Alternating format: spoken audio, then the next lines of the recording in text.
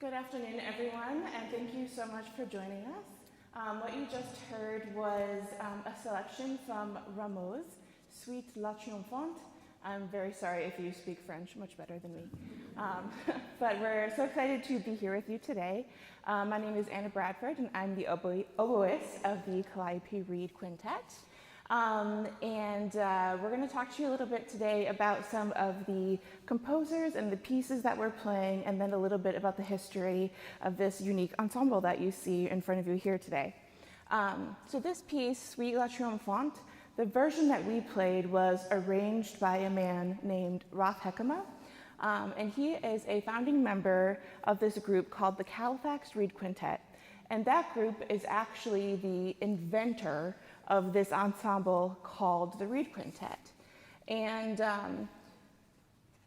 you've probably heard, assuming that you guys are classical music fans since you're with us today, you've heard probably some more of like the standard chamber groups, the most famous of which, of course, is the string quartet.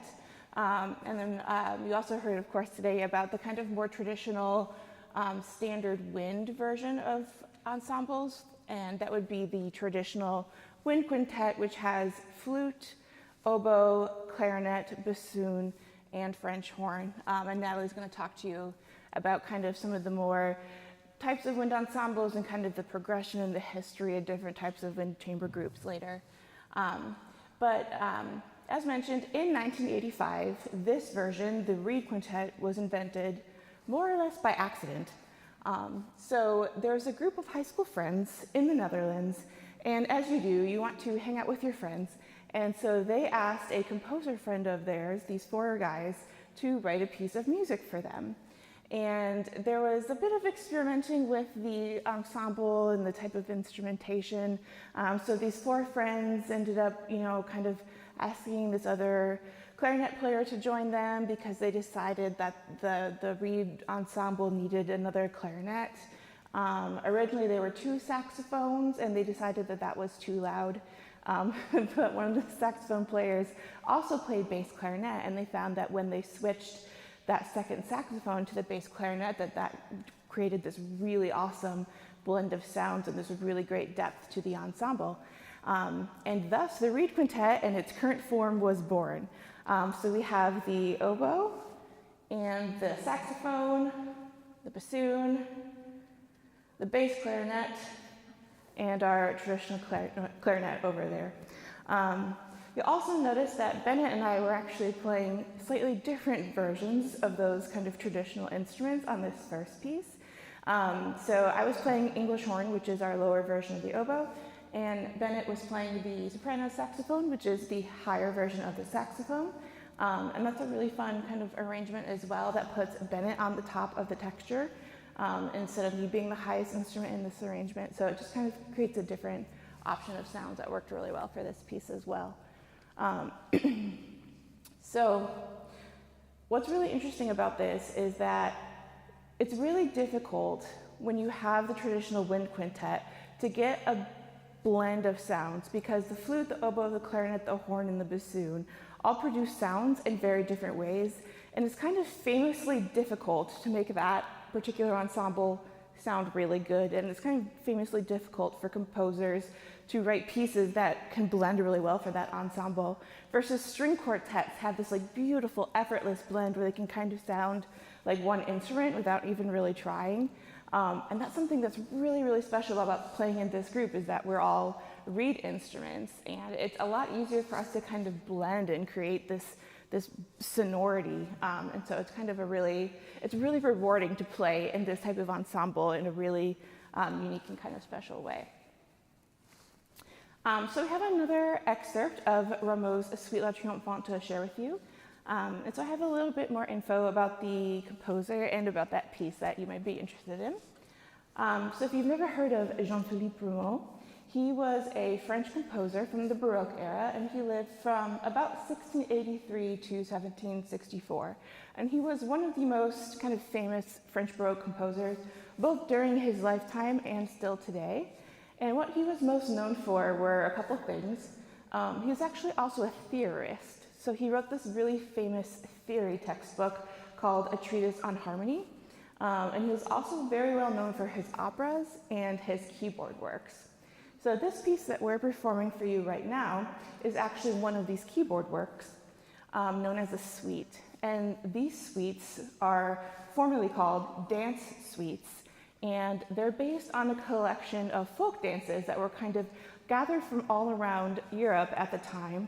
And then instead of being played in this kind of more traditional, simple way that you would when you were actually dancing to them, they now become this highly stylized and kind of decorated version of dances that are to be played in more of a concert setting.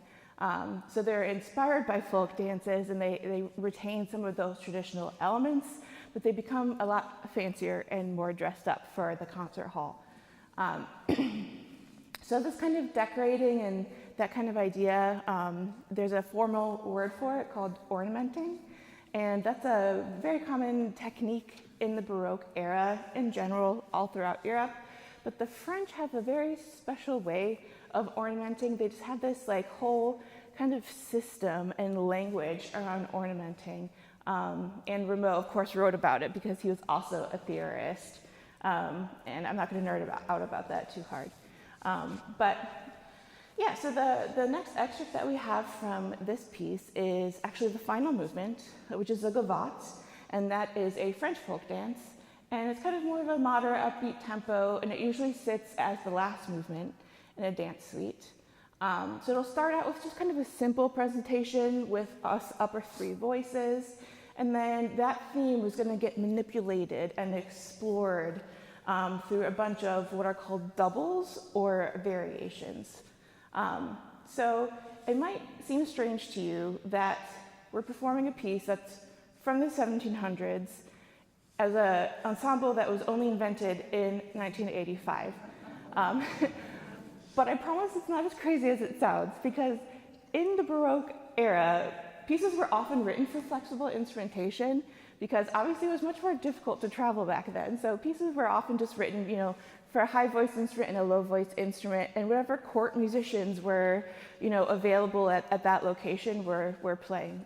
So we're not breaking too many rules today. So I hope that you enjoy the gavotte from Rameau's Suite La Triomphante.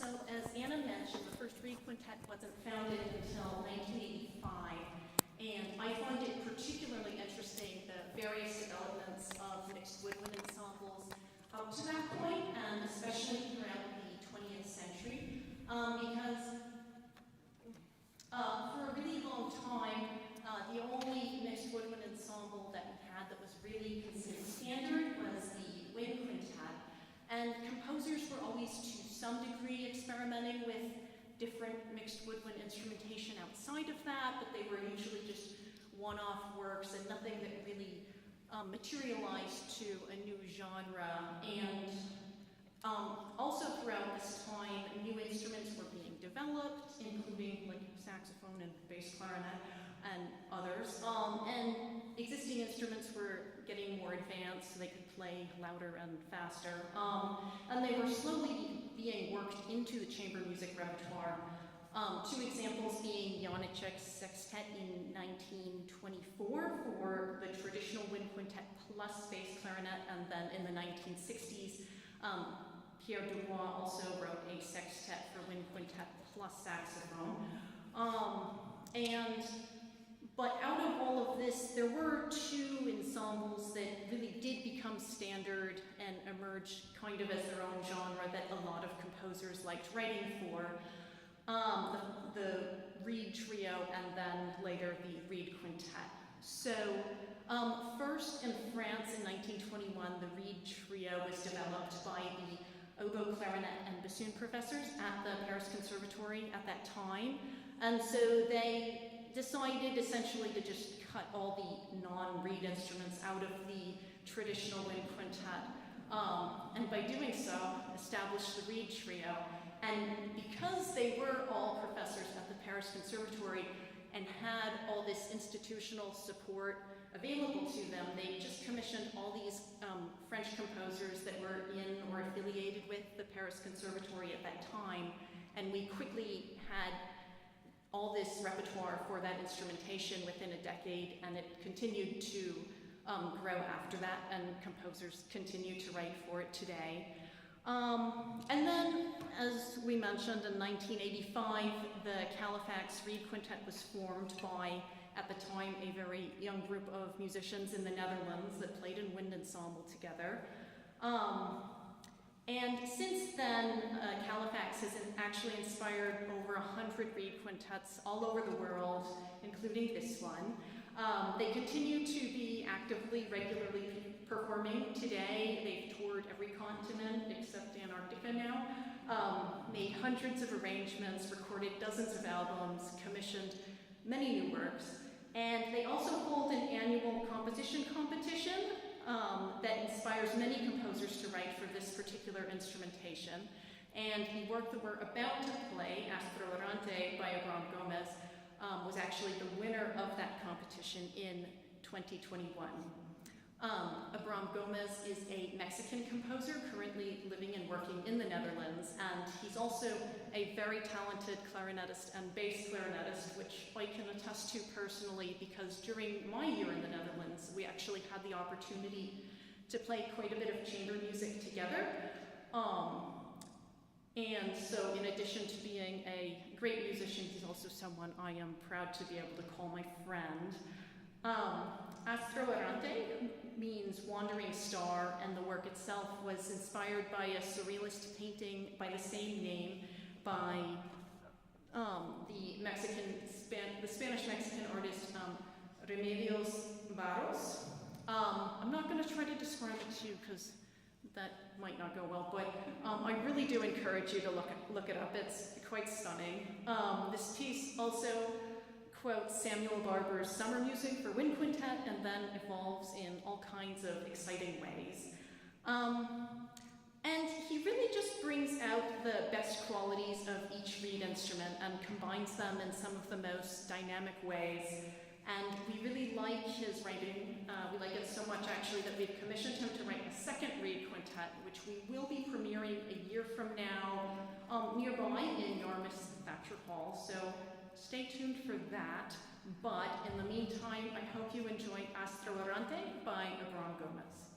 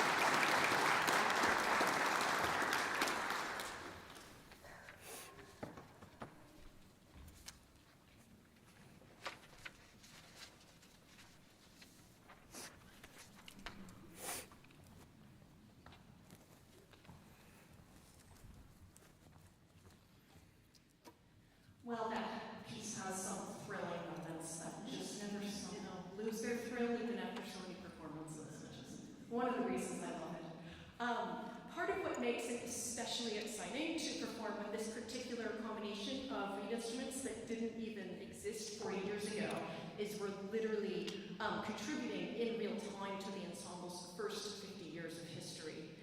And we get to do it alongside and with the support of the original Reed Quintet and many other Reed Quintets around the world.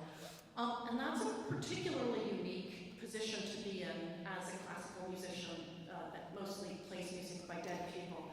And one that will probably never get to be in with any other ensemble. And in light of that, part of the Kalliope Reed Quintet's mission is to expand and diversify the Reed Quintet repertoire. And we've commissioned over 20 works in the last 3 years. And we are the leading Reed Quintet in commissioning Latin American composers. And included in that is quite a few Mexican composers, which brings a lot of joy for me personally because I lived in Mexico for several years and got to experience the local contemporary music scene there. And this quintet also had the opportunity to perform in Mexico in 2022. So that's been a particularly rewarding musical, cultural bridge to help build. And it's an amazing process working with living composers to receive a work that's literally never been heard before and bring that music to life for the first time, and then get to deliver that same experience to the audience later. And then eventually other Reed Quintets start performing works we've commissioned, and that's also fun and rewarding to see. And it also creates a very hands-on experience with the composer being alive. Sometimes when we're playing music by dead composers, they write something and weren't really sure what they meant by that, or maybe it was a mistake or whatever, and when the composer's alive, you can just ask them, which can be really nice. And sometimes even just, prompts more discussion about different possibilities and what works and what doesn't work, and you can really get to the best outcome, which is amazing. And with each new work that we learn and commission, we learn something new, and oftentimes actually our understanding of the piece continues to grow between the first performance and subsequent performances. And this multi-level, constant evolution as an ensemble can, of course, at times be challenging, but overall it's a very rewarding experience, which is why we keep doing it over and over. And now, Celine is going to talk more about the very first work we commissioned that inspired many more, Amaru by Daniel Cueto. Hello, I am Celine. So this next piece is one that we commissioned in the year 2019, and the world premiere happened in our entirely virtual concert series during the summer of 2020. Composer Daniel Cueto was born and raised in Peru, in Lima, in 1986. So if you're following along in our timeline, that's 1 year after the Reed Quintet was officially invented. Although Cueto currently resides in the States, a lot of his music draws from his Peruvian background and culture. So Amaru is the name of the next piece and is also the name of a mythical two-headed serpent with wings, sacred to the people of ancient Peru. It is a symbol of duality representing creation and destruction. More specifically, it's viewed as a symbol of transition between, into the afterlife, so after death, but also as a symbol of fertility when dealing with the souls of the unborn. Guided by these qualities, Daniel Cueto set out to compose a musical portrait of the mythical being. And one of the things that we love specifically about this piece is how programmatic it is. There's a programmatic aspect to it. So the music you are about to hear transitions with ease between different tonal and harmonic places. In fact, the music is in a constant state of transformation and renewal with plenty of unexpected twists and turns. The music at the very beginning is very somber, very mysterious.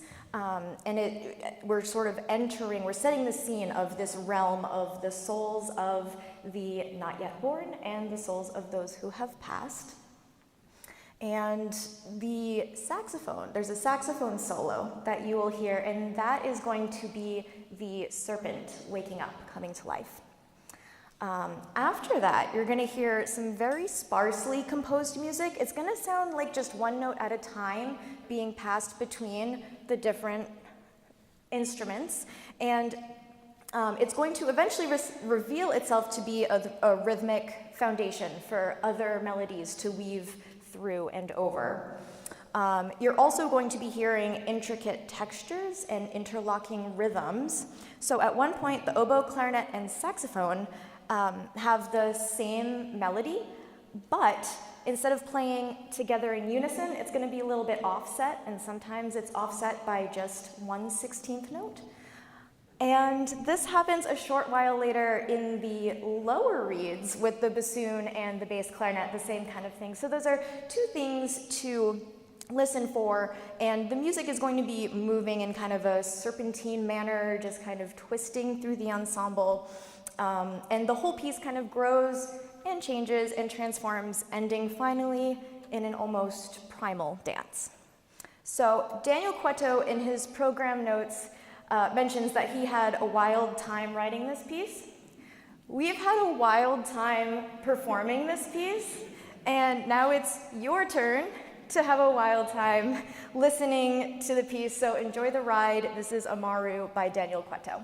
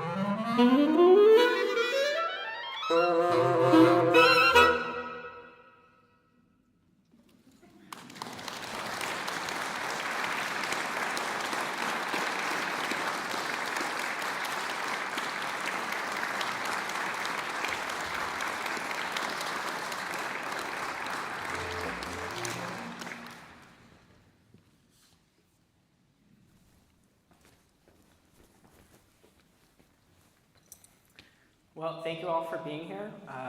Hope that was a wild ride in the most positive sense possible.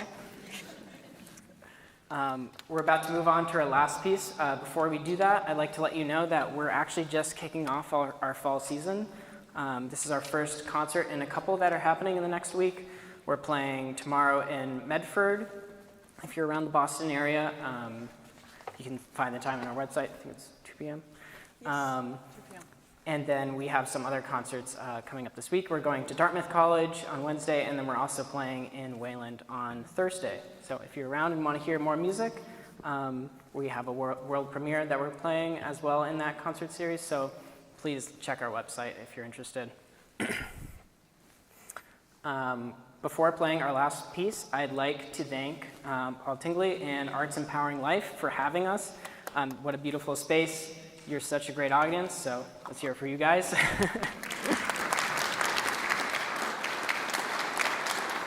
And please stay with us after we play this piece, as there'll be a Q&A session, so you can ask any questions that you have.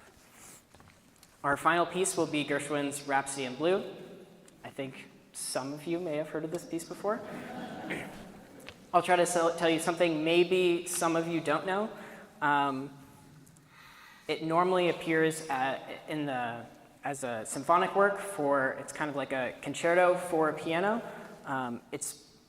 It was originally envisioned as a jazz concerto. It has a lot of jazz influences. And the instrumentation that it was actually originally written for in its premiere is almost never heard today. It was first performed by the Paul Whiteman Group, which is a very famous jazz ensemble that was playing in the 1920s, and that was actually the first time that this piece was ever played. Gershwin arranged it. His original composition was for a solo piano and another piano that was basically representing the accompaniment. And so that piano part was then orchestrated for Paul Whiteman's group first before it was orchestrated for the full symphony. And a couple interesting facts about the original Paul Whiteman orchestration. There were only 3 reed players, but between them, they played 16 different instruments. So Ross Gorman played reed 1, he played the oboe and the heckelphone, he played 4 different clarinets, E-flat clarinet, B-flat, alto, and bass clarinet, and 3 saxophones, sopranino, soprano, and alto. I'm only playing 2 saxophones, and I was playing an oboe. How many instruments on stage? Less than just this guy played. Donald Clark played reed 2. He played 3 instruments, only 3. Soprano, alto, and bari sax. And Hallie Byers played 4, soprano, tenor, bari sax, and flute. So that kind of doubling still exists today, but was very prevalent in the jazz and swing area when that was really popular music. And at that time, it was this concert was called An Experiment in Modern Music, bringing quote-unquote serious classical music into the jazz world, which was, the popular music of the time. Today, it's played more often in the symphonic orchestration, but every once in a while, you'll hear the original Paul Whiteman group. Amy and I actually played earlier this year a kind of attempt at reproducing that orchestration, where we did our best to play more than our usual assortment of instruments, but still didn't come close to what these original guys were able to do. So we hope you enjoy this arrangement of Rhapsody in Blue. There's no piano on stage, it's just the 5 of us.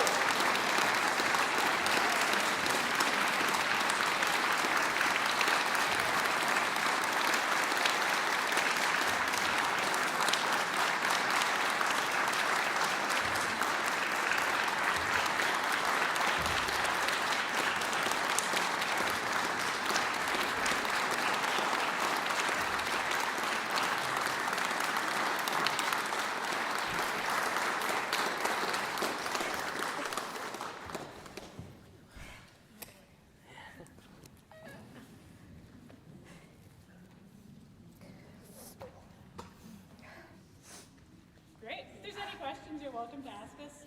Since it does take us a nice amount of time to pack up, we're here anyway. So feel free. It doesn't have to be like informal. It can just be, if you want to come up here, whatever you want.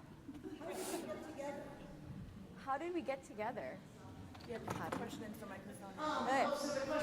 how we got together. Most of us knew each other from something, but it wasn't the same thing for all of us. So like Anna and I went to school together, and we were actually coached in a quintet by Bennett's teacher, which is how we met Bennett. And Celine and Amy both met through freelancing. Yeah. Very amorphous beginning, as is usual in the freelancing musician world. Yeah. Which instruments are actually 17th and 18th century? If they were specific. Repeat the question, too.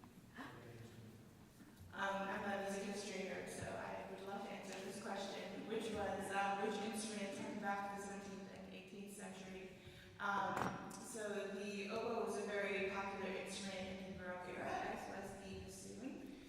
What was the bassoon called at that time? Just the fagotte? Largely? Basso? No. Sorry, for John Scott. But yeah, so the oboe came into Europe largely through the Middle East. It was called the shawm originally, back in like the kind of medieval era. So it had like this really thick double reed and kind of like a recorder, just so that an instrument with holes. And then it evolved into the Baroque oboe. So the double reeds were very popular during like the 17th and 18th centuries. The clarinet was invented in the 1800s. Late. Very late. Late Well, it 1800s. started as the Shalamo. It started as an instrument called the Shalamo, which is probably really similar to the recorder. If you have any 4th or 5th grade children, you're probably also familiar with the recorder. But it had a reed. It didn't have any of these fancy keys that you see on it today. That came later. Over the course of many years, more and more keys were added to it so that we could finally play all of the notes. And that's how we got to the modern B-flat clarinet. Do you want to talk about bass clarinet? Yeah, so the clarinet was hard to design. You needed all these buttons because, I mean, what's interesting about the clarinet is much of these instruments here, when you push this key in the back, the instrument goes up an octave. That's nice, because then all the fingerings are the same from both high notes and low notes. The clarinet isn't like that, because it's annoying. It's actually because it's a closed cylinder. There's a physical, acoustical reason why. So when you push this button, it goes up like way bigger interval, perfect 12th if you're a theory nerd. And so that means it needs a lot of extra keys. So it was really hard to design this to be in tune, and there were a lot of different clarinets, like clarinets in G, clarinets in C. If you were a clarinet player back then, you probably had to have a wagon. My clarinets to work. So it was even harder, if you can imagine that, to design a much larger version of this instrument. I've seen some really amazing designs at the Museum of Fine Arts in Boston, but also like Google it, it's really crazy. There's one that was like literally like a little serpent. I think it was called something like that. It's called the serpent. And I was like literally like the tube, instead of just going straight down, we were like ooh. And that way when you put your fingers down, you were traveling further down the tube in a very tiny spot. That was cool, but it didn't really work. So they eventually figured out other ways. You can see there's a lot of metal, and that's because, like, I have a button on the back here with my thumb that just with the flick of one of my thumbs, I'm like chopping all this business down, all these keys. So it can go, so I don't have to like physically put my hand all the way on the bottom of the instrument. You can imagine a recorder, right? That's how it works. Boop, boop, boop, goes lower, lower, lower. I don't have enough hands. So they design all these keys to basically move other keys so that I have like 30 different fingers instead of just 10, which is great. So it took a while. I don't know when, but Adolf Sax invented it, and it was like mid-1800s? Yeah. Nice. Yeah. Okay. And just to build off of that, that was true for all wind instruments, right? So the size of the instrument with holes in it was what determined what notes came out, and then you just had to physically change the size of the instrument to get different pitches.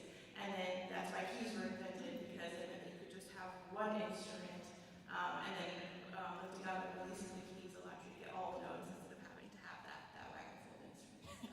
So, yeah, and Bennett's the baby. His instrument was invented the last. And it was never made out of wood or metal, so not until after the Industrial Revolution did we get the saxophone. Not really in depth. We just got like 600 years. How old were each of you when you started playing? That's a great question, and I have a slightly ridiculous story about this. My dad taught me how to actually play recorder before I was able to like read.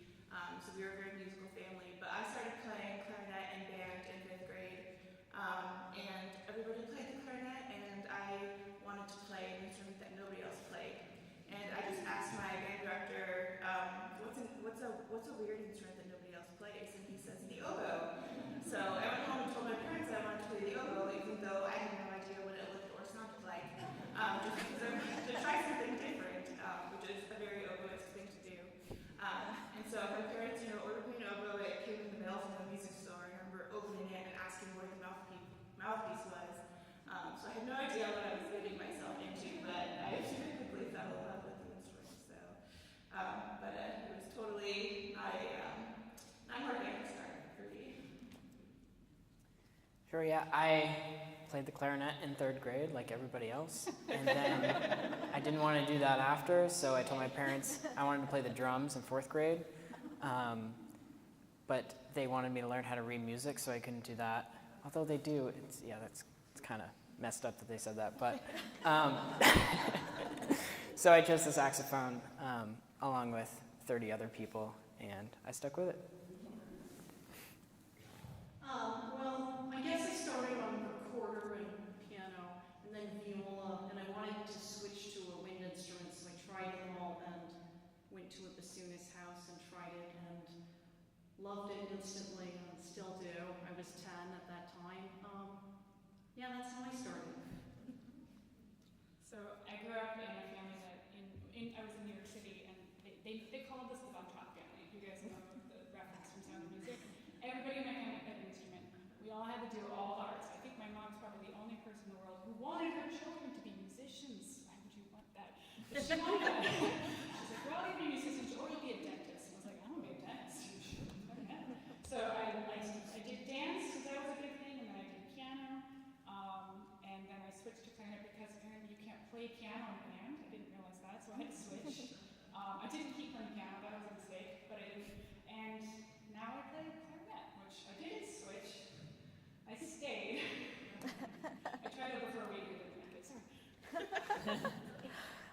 So speaking of musical parents, both of my parents growing up played clarinet.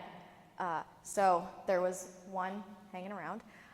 So I started when I was 9 or 10, and my first ever clarinet teacher was my mom, who was here in the front row. We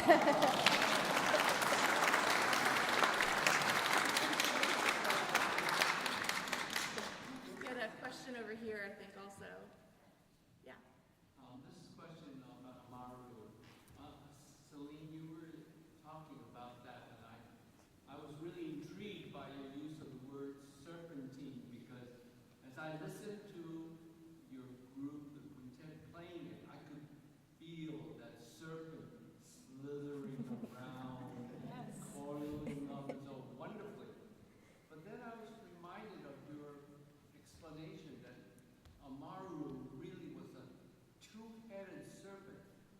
So I'm thinking of this serpent flicking its tongue. So some of the high notes that Bennett was playing seemed to indicate that. You know, I could see the flickering of the tongue.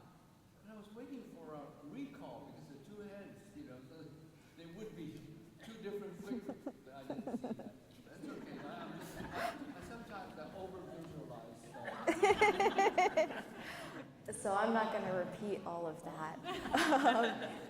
I was just talking about the imagery that Daniel Cueto uses in Amaru, and Daniel is just so good at using those musical motives to really depict this two-headed serpent with wings.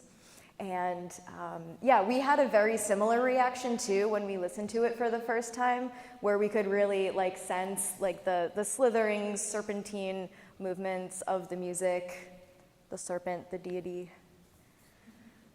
Okay, so I just follow up on that.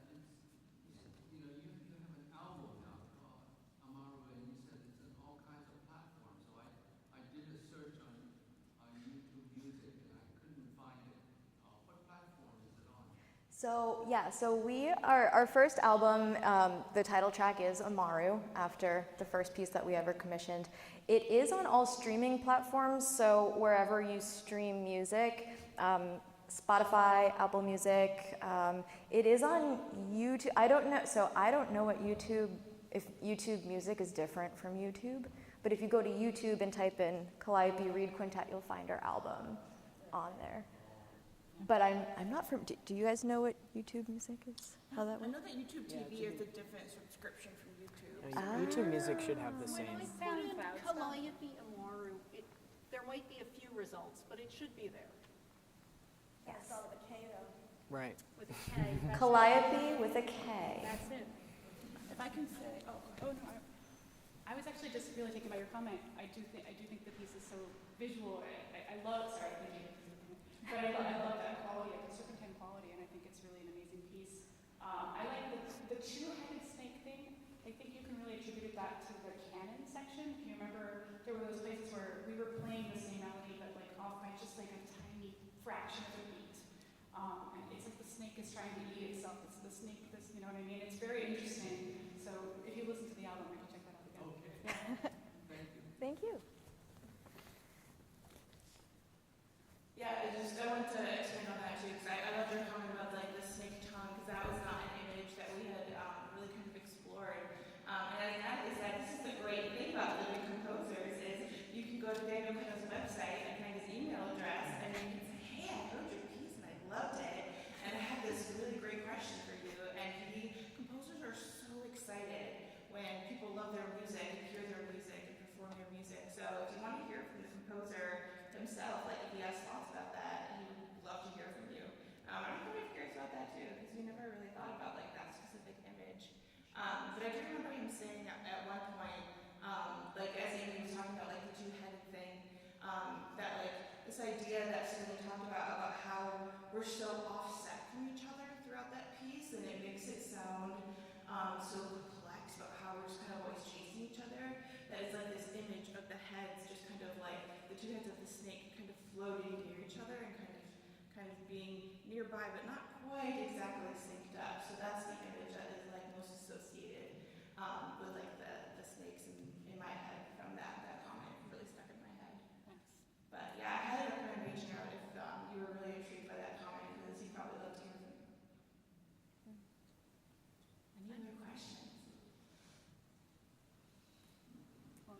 So great. Yeah, thank you.